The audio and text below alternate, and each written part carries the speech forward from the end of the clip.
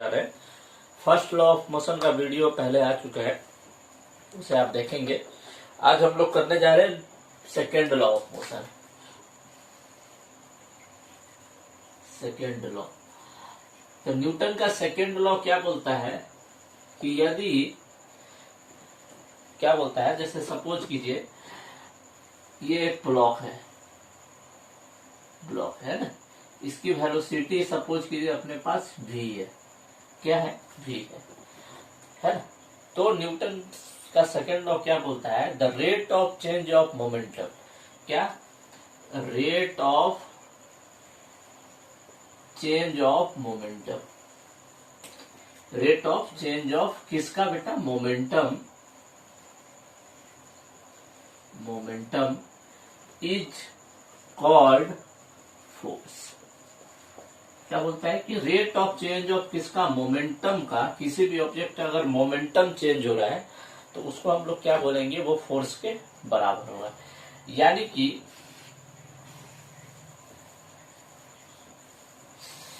यहां से अच्छा, पहले मोमेंटम बराबर क्या होता है? P बराबर होता है m इंटू वी, है ना। तो मोमेंटम का चेंज होने का मतलब क्या है कि dp बटा dt ये होने का, है ना। अब dp बटा dt जब भी हम करेंगे तो m इंटू क्या हो जाएगा? dv बटा dt। अगर इसको हम डिफ्रेंशिएट करेंगे तो m इंटू dv बटा dt प्लस एक बार फिर हम मास को डिफ्रेंशिएट करेंगे dm बटा dt इंटू v। अब आपको पता है कि जो भी मास क्या होता है? कांस्टेंट होता है। तो जब कांस्टेंट हो तो ये वाला टर्म क्या हो जाएगा? जीरो। तो यहां से, और यही rate of change of momentum क्या कहलाएगा? यही हमारा क्या कहलाएगा? फोर्स। तो F बराबर क्या आ जाएगा? m इंटू dv बटा dt। अब dv बटा dt कहने का मतलब क्या है? Rate of change of velocity with respect to time. और जब हम rate of change of velocity बोलते हैं F बराबर m इंटू dv बटा dt, ये हमारा है। और जब rate of change of velocity होता है वो क्या कहलाता है? एक्सीलरेशन। तो F बराबर यहां से क्या आ जाएगा? m into a। तो ये हमारा फॉर्मूला होता है इसका, Newton's law of second motion का, है ना। एक बार फिर से समझा देते हैं कि यदि कोई ब्लॉक जिसका मास सपोज करते हैं m है, अगर v वेलोसिटी से जा रहा है तो इसका मोमेंटम क्या होगा? P बराबर mv। अब न्यूटन्स का सेकेंड लॉ ऑफ मोशन क्या बोलता है कि rate of change of momentum is called force, है ना। तो P बराबर क्या होता है? m into v. जब हम dp बटा dt निकालेंगे तो m इंटू dv बटा dt हो गया प्लस dm बटा dt इंटू v। और dm बटा dt क्या होता है? जीरो होता है। तो यहां से F बराबर आएगा m इंटू dv बटा dt। और m dv बटा dt हमारा किसके बराबर होता है? एक्सीलरेशन। तो ये न्यूटन्स का सेकेंड लॉ ऑफ मोशन है। अब चलिए इसका एप्लीकेशन देखते हैं एक एक करके। सारे एप्लीकेशन हम लोग देखेंगे, है ना।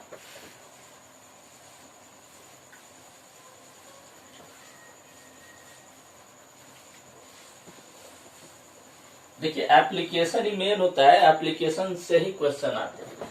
तो पहला जो हम देखने जा रहे हैं वो देखने जा रहे हैं normal reaction force. Normal reaction force,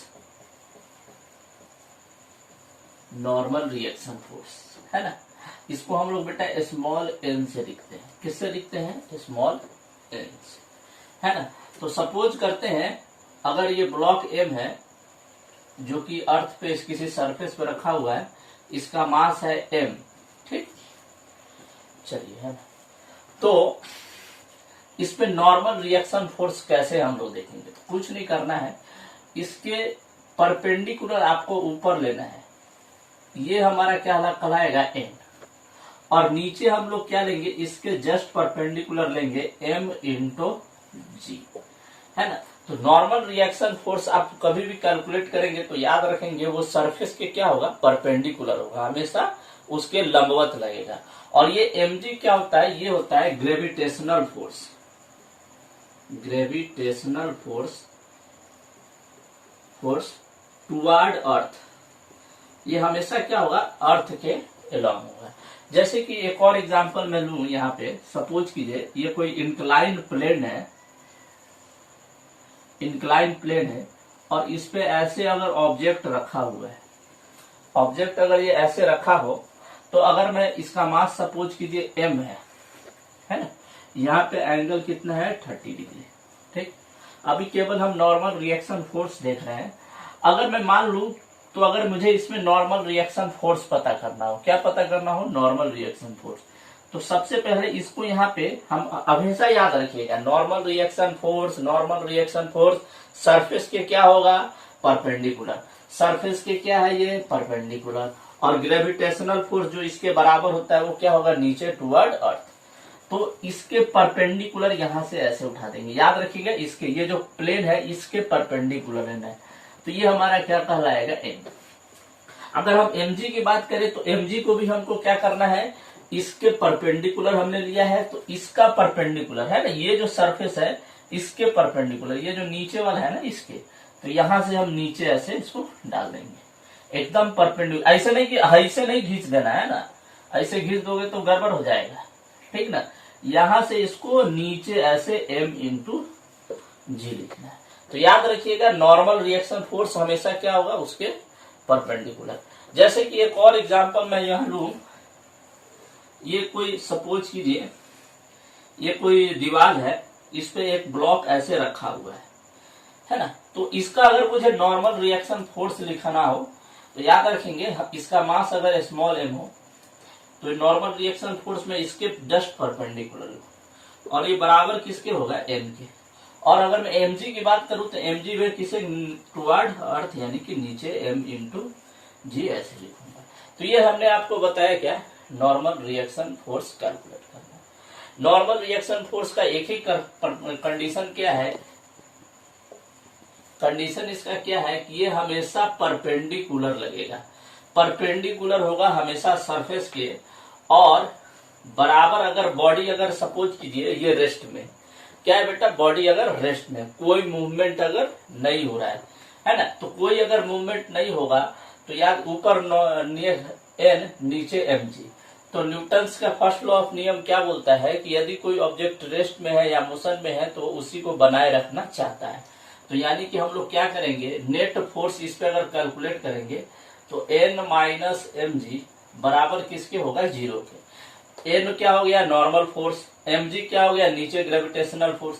अच्छा, मैंने माइनस यहाँ क्यों किया है, क्योंकि देखिए वेक्टर एडिशन रूल यहाँ मैं बता रहा हूँ, अगर एक वेक्टर का डायरेक्शन ऊपर है और दूसरा वेक्टर का डायरेक्शन नीचे है, तो जब भी हम इसको जोड़ते हैं तो ये तीर को अगर पलट देंगे इस तरीके से तो ये क्या बन जाएगा, mg, है ना। तो अब दोनों को हम जोड़ सकते हैं, तो इसीलिए हमने क्या किया है, n माइनस mg किया है।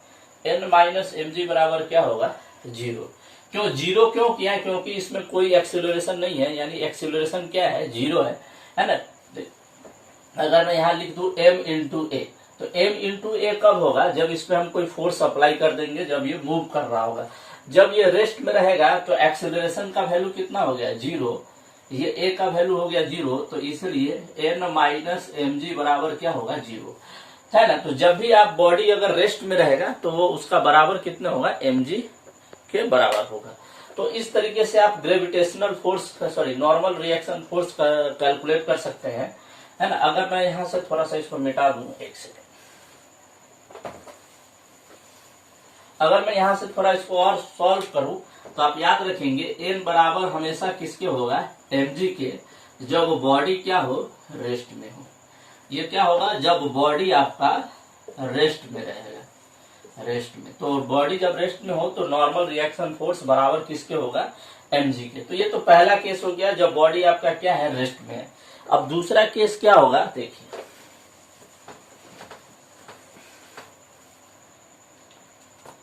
अगर मैं दूसरा केस देखूं, अगर इस पे सपोज कीजिए F फोर्स लग रहा है और इसका एक्सीलरेशन a है, तो हम लोग क्या करेंगे, नेट फोर्स F देखिए कैसे आ जाएगा, देखिए इधर हमारा क्या हो गया, नॉर्मल रिएक्शन, इधर आ गया हमारा mg, और इधर कितना है, बराबर F फोर्स है ना। तो हम लोग कैसे लिखेंगे, n माइनस mg और बराबर किसके होगा, कैपिटल F के। क्योंकि किसी भी बॉडी पे अगर वो इक्विलिब्रियम में है ना, तो n माइनस mg बराबर, सॉरी इक्विलिब्रियम में नहीं है, मूवमेंट में है, तो नेट फोर्स जो इस पे लग रहा है वो बराबर किसके होना चाहिए, F के। यहां से normal reaction force N minus m g बराबर में क्या लिख सकता हूँ, एम इन।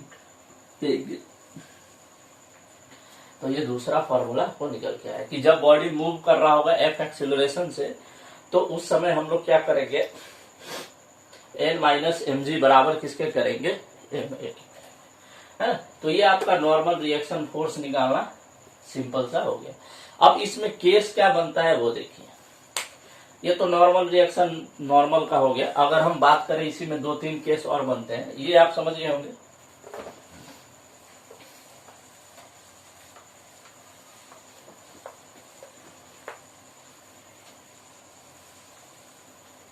अब सपोज कीजिए हमारे पास दो बॉडी है, एक कैपिटल एम है और दूसरा स्मॉल एम है ना। इस पे इधर से फोर्स लग रहा है कितना, एफ फोर्स लग रहा है, ठीक। अब आपको इसमें बताना क्या है, इसका आपको बताना है कि एक्सीलरेशन कितना होगा, ठीक। और अगर मैं इसको ए बोल दूं और इसको बी बोल दूं, तो ए और बी के बीच में कांटेक्ट फोर्स कितना है, मतलब एक्सीलरेशन कितना है, ए और बी के बीच कांटेक्ट फोर्स कितना होगा, कांटेक्ट फोर्स कितना होगा, ठीक। Force on B represented by A. अब देखिए इस टाइप के प्रश्न जब भी आपको देखने को मिले, है ना, तो इसका मैं ट्रिक बताने जा रहा हूं आपको। क्या करना है आपको, सबसे पहले क्या कर ले, मान लेते हैं कि इसका एक्सीलरेशन कितना है, ए है। अब ध्यान से सुनेंगे, ये ए मास एम है और ये मास बी है, दोनों क्या है, एक साथ जुड़ा है। तो सबसे पहले आपको क्या करना है, ये ए और बी को एक बॉडी मानना है। क्या मानना है, ए और बी को आपको एक बॉडी मानना है। कि क्या कहेंगे कि मास ऑफ ए और मास ऑफ बी को दोनों को क्या कर देंगे, जोड़ देंगे। अब आप ध्यान से सुनेंगे कि ये जो एफ है ये इस पे भी लग रहा है और इसके द्वारा इस पे भी लग रहा है। मतलब ये एफ का जो प्रभाव है, जो डिफेक्ट है, वो ये बड़े वाले पे भी है और छोटे वाले भी है। तो हम सिंपल सा फॉर्मूला लगाएंगे, एफ बराबर क्या होता है, एम इंटू ए। तो एफ नेट बराबर यहां से क्या हो जाएगा, एफ नेट बराबर हम लिखेंगे एम नेट इंटू ए, ठीक है। जब हम एफ नेट हमको दिया रहेगा तो हम अगर एम नेट क्या हो जाएगा, एम नेट का वैल्यू जो हमारा यहां से आएगा, mass of A plus mass of B into acceleration A. तो यहां से अगर हम ए का वैल्यू निकालें तो कितना आ जाएगा,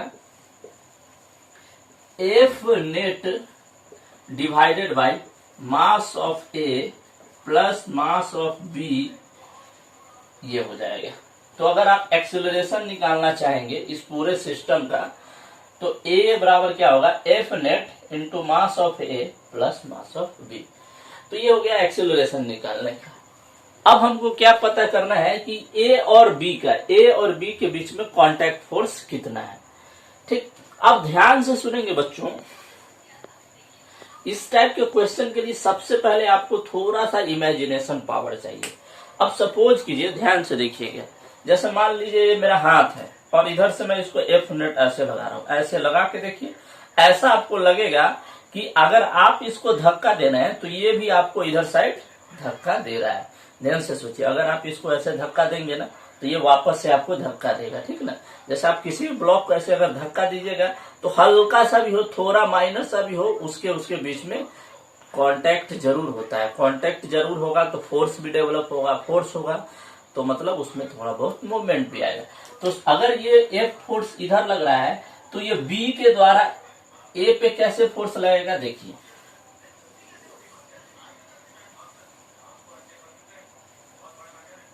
ये हो गया मास ऑफ ए और इस पे बी के द्वारा कांटेक्ट फोर्स लगेगा इस साइड में। इधर से आप फोर्स लगा रहे हैं क्या, एफ, इसके द्वारा क्या होगा, force of B through a, force of B through a. और इधर हमने एक्सेलरेशन ए पता कर लिया, ठीक। ए हमने पहले निकाल लिया था। तो हम अगर इसका बैलेंस इक्वेशन लिखें तो इधर से हमारा लग रहा था कैपिटल एफ, इधर से हमारा लग रहा था फोर्स ऑफ बी बाई ए, और इसका नेट एक्सेलरेशन किधर था, इधर था। तो अब आप ही बोले कैसे आप निकालोगे, तो F minus force of B into A बराबर किसके होगा, F माइनस, अच्छा इस पे A पे लग रहा है तो बराबर किसके होगा, mass of A into acceleration. तो इस तरीके से आप कांटेक्ट फोर्स A और B के बीच का निकाल सकते हैं, मतलब A और B के बीच में कितना कांटेक्ट फोर्स होगा वो आप निकाल सकते हैं। F minus force of B on A बराबर क्या होगा, mass of A into acceleration. ठीक, तो इस तरीके से आप A और B के बीच का कांटेक्ट फोर्स निकाल सकते हैं। इसी तरीके से अगर 2 के जगह पे 3 भी रहेगा तो भी सेम ही केस करना है आपको, क्या करना है, केस सेम ही लेना है। ठीक ना, इस टाइप के क्वेश्चन बहुत पूछे गए हैं नीट की परीक्षाओं में, है ना। नीट की परीक्षाओं में देखेंगे आप तो क्वेश्चन आपको इस टाइप से देखने को मिलेगा। जैसे अगर मैं तीसरा केस ले लूं, इसी में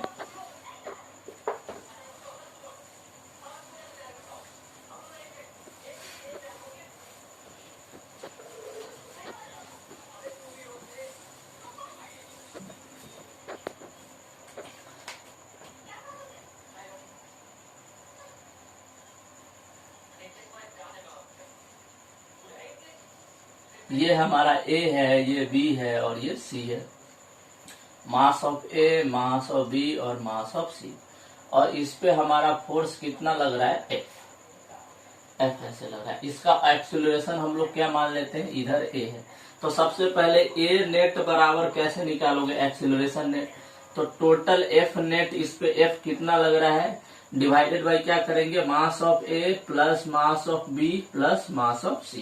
अब एक्सीलरेशन हमें पता हो गया, टेंशन मुक्त हो गया। अब जब एक्सीलरेशन पता हो जाएगा तब आपको क्या करना है, इस A पे B और C के द्वारा कितना फोर्स लग रहा है वो कैलकुलेट करना है। ठीक ना, तो सिंपल सा वही करेंगे, क्या करेंगे, देखिए इधर से हमारा F फोर्स लग रहा है F, और इधर से हमारा क्या लगेगा, देखिए इधर से हमारा फोर्स लगेगा B और C के द्वारा किस पे, A पे। ठीक, तो हम लोग क्या, और इसका एक्सेलरेशन इधर कितना है बेटा, A, तो हम लोग क्या इक्वेशन लिखेंगे, F minus B into C through A बराबर किसके होगा, इसका जो मास होगा A इंटू एक्सेलरेशन। बस ये सिंपल सा इक्वेशन आपको लिखना है और आपका क्वेश्चन सॉल्व हो जाएगा। कैसे किए देखे ना, फोर्स और B और C के द्वारा क्या फोर्स लग रहा है A पे, वो निकाल लेंगे, मास ऑफ A हो जाएगा। ठीक, तो इस तरीके से आप इसको कैलकुलेट कर सकते। उसी तरीके से आप C के द्वारा B और A पे कितना लग रहा है, उसी तरीके से आप इसको सॉल्व करेंगे। यहाँ मास ऑफ A के जगह पे क्या डाल देंगे, mass of A plus mass of B, है ना। अगर मैं पूछूं C के द्वारा B और A पे कितना लग रहा है, तो यहाँ बस मास चेंज करना है आपको, ठीक ना, mass of A plus mass of B कर देंगे। चलिए एक नीट का क्वेश्चन है उसको हम बनाते हैं।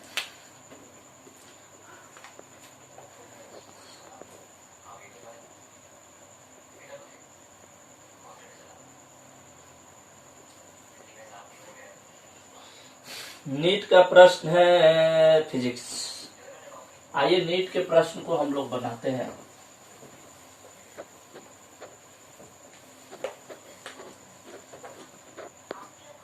लॉ ऑफ मोशन, प्रश्न है 2013 का, प्रश्न है आपका 2013 का है, 2013 का। इसमें दे रखा है ये 4 केजी का है, ये 2 केजी का है और ये 1 केजी का है, और F का वैल्यू F बराबर दे रखा है 14 न्यूटन। और आपसे पूछ क्या रहा है, then the contact force between A and B, A और B के बीच में आपको कांटेक्ट फोर्स निकालना है। तो सबसे पहले आपको जब भी हो तो आपको A नेट निकालना है। A नेट बराबर क्या हो जाएगा, हम बताए थे आपको, F net divided by mass of A plus mass of B plus mass of C। F net हमारा कितना है 14 न्यूटन, डिवाइड कर देंगे 4, 2, 6 और 1 7 से, तो ये कट जाएगा 2 बार, यानी कि एक्सेलरेशन कितना आ गया 2 मीटर प्रति सेकंड स्क्वायर। अब हमको क्या निकालना है, A और B के बीच का कांटेक्ट फोर्स। ठीक, तो सिंपल सा इधर से फोर्स कितना लग रहा है, फोर्स बराबर है 14 Newton, force on B through a, यही पूछ रहा है। एक्सीलरेशन ए बराबर कितना है 2 मीटर प्रति सेकेंड स्क्वायर। तो हम लोग क्या लिखेंगे F minus force of B A, क्यों तीर इधर है इसलिए माइनस किया, अगर सेम साइड रहता तो प्लस करते। बराबर किसके होगा मास ऑफ ए इंटू एक्सीलरेशन। अब फोर्स ऑफ ए कितना है 14 माइनस फोर्स ऑफ बी कितना है, फोर्स ऑफ बी हमको निकालना है थ्रू ए कॉन्टैक्ट फोर्स। इसके बीच का कॉन्टैक्ट फोर्स कितना फोर्स ऑफ बी है ना, इस दोनों के बीच का है ना। बराबर कितना होगा मास ऑफ ए हो गया 4 kg इंटू एक्सेलरेशन आया 2। तो यहां से जब हम इसको सॉल्व करेंगे तो 14 माइनस फोर्स ऑफ बी ए बराबर आ जाएगा 8। यहां से जब इसको इधर लाएंगे तो 14 माइनस 8 न्यूटन करेंगे बराबर फोर्स ऑफ बी ए। तो यहां से फोर्स ऑफ बी ए बराबर कितना आ जाएगा बेटा 6 न्यूटन। तो 6 न्यूटन आसानी से सॉल्व कर सकते हैं। ठीक, क्या किया पहले मैंने ए नेट निकाला है, ए नेट कितना आ गया 2 मीटर प्रति सेकंड स्क्वायर, सॉरी स्क्वायर छूट गया था। अब देखिए इधर से फोर्स 14 न्यूटन का लग रहा है, बी के द्वारा ए पे क्या तो फोर्स ऑफ बी ए तीर इधर बना दिए। एक्सीलरेशन कितना है 2 मीटर प्रति सेकंड स्क्वायर। तो इक्वेशन क्या लिखेंगे एफ माइनस एफ बी बराबर एम इंटू ए। एफ का वैल्यू कितना है 14 newton minus force of B कितना है निकालना है हमको बी के और ए के द्वारा 4 इंटू 2 सॉल्व कर दिए तो 6 न्यूटन आंसर हो जाएगा। तो ये AI ट्रिपल 2013 का सवाल था, है ना। इस टाइप के और भी सवाल आपको मिलेंगे, बनाने का आप प्रयत्न करेंगे। आपको बहुत सवाल इस तरह मैं देख लेता हूँ है कि नहीं है।